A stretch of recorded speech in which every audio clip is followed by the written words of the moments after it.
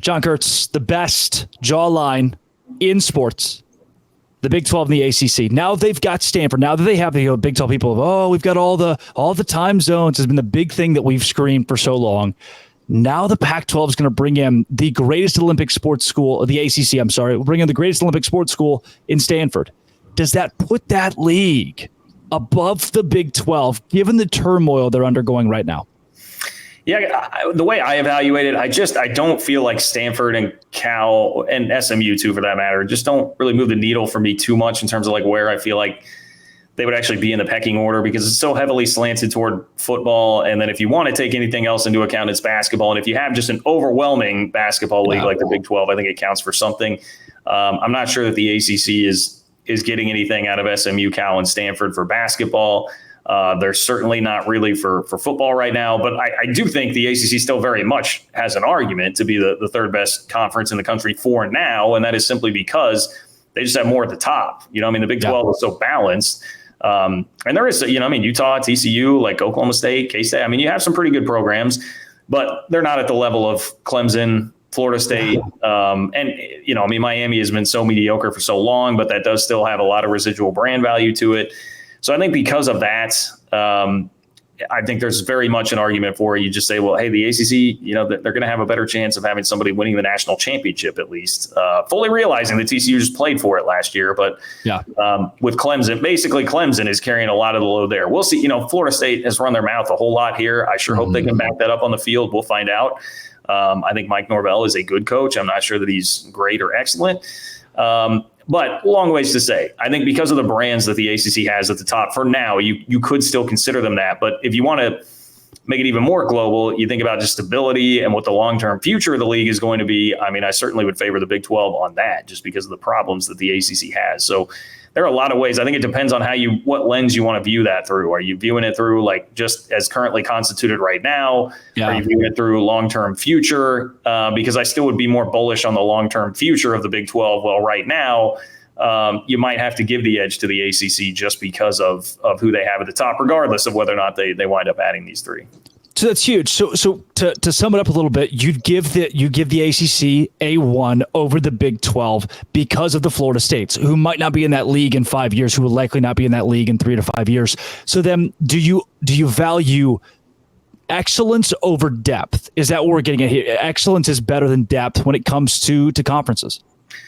In some ways, the problem is we're hyper focused on national champions and who can actually go win that thing. And honestly, the way Georgia is going right now, maybe the answer is Clemson can't even get back there. And I think it's fair to question it a little bit. They're still very good, but I think they may have slipped just a half step from being at the elite level, which they were for a long time under Dabo. And so that can certainly all be debated, but it is hard to, and look, tons of respect to TCU, and it was terrific for the Big 12 that they made the championship game and beat Michigan.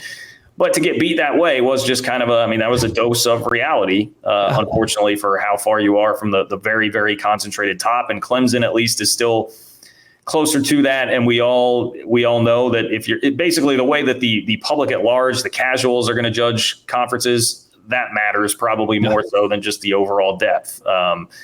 So once again, I guess beauty is in the eye of the beholder, and I think the Big 12 has a lot going for it, and there are a lot of advantages to having that depth, but there are also probably bigger advantages to being a conference where people say like, hey, national champion could come out of that conference. And right now, I think the ACC still does hold that edge over the Big 12.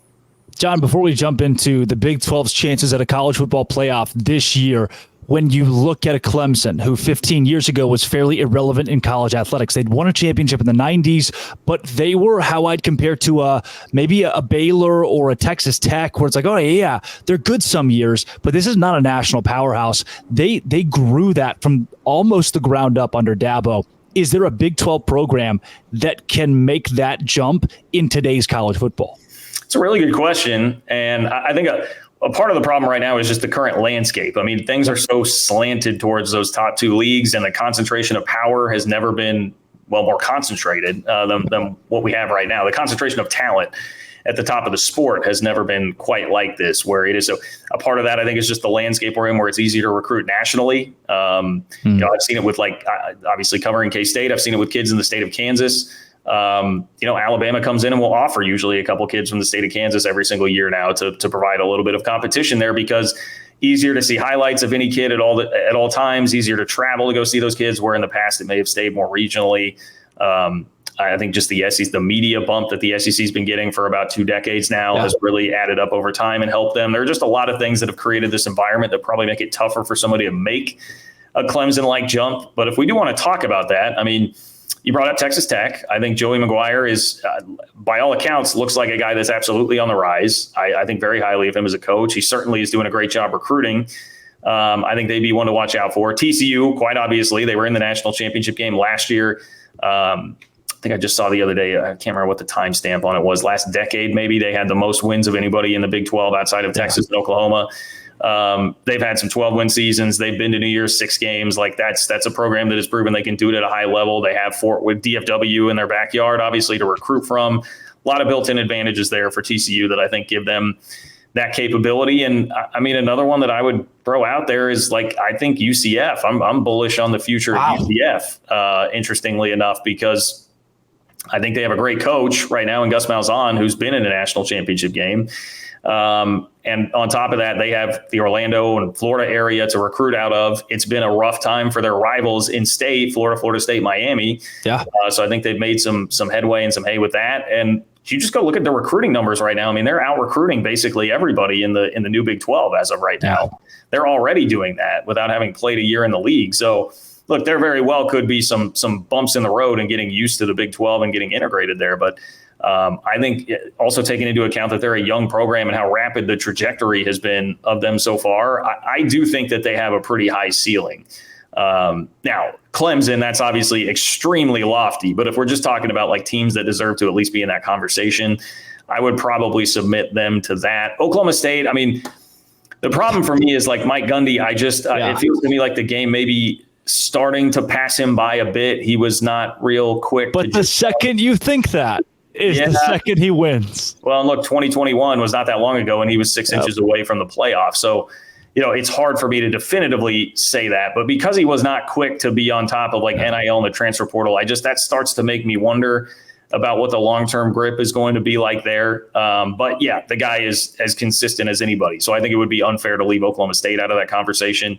I obviously I love K-State. I love Chris Kleiman. I think where they're at is in a really good place. I think the program is going to be good here for a while as long as Kleiman sticks around. But, there are some things working against K-State in general that make it hard for me to see like a jump up to being a Clemson level. But I think those schools would be the ones that I would throw into the discussion that at least, and Baylor, I should not leave out Baylor either. I mean, they've had some really high highs here too. They've proven they can do it under multiple coaches, which I think is very important. And different coaches, different ways. Right. So Baylor deserves to be in that discussion too. That to me is kind of the list of, if you wanted to put together like potential candidates there, I think you would start there. Although, again, the asterisk on everything is that I think the current landscape probably prevents another Clemson from happening. Yeah. John, before we let you jump, last couple of minutes here. Will the Big 12 make the college football playoff this year? Right here on Locked On Big 12, part of the Locked On Podcast Network, your team every day.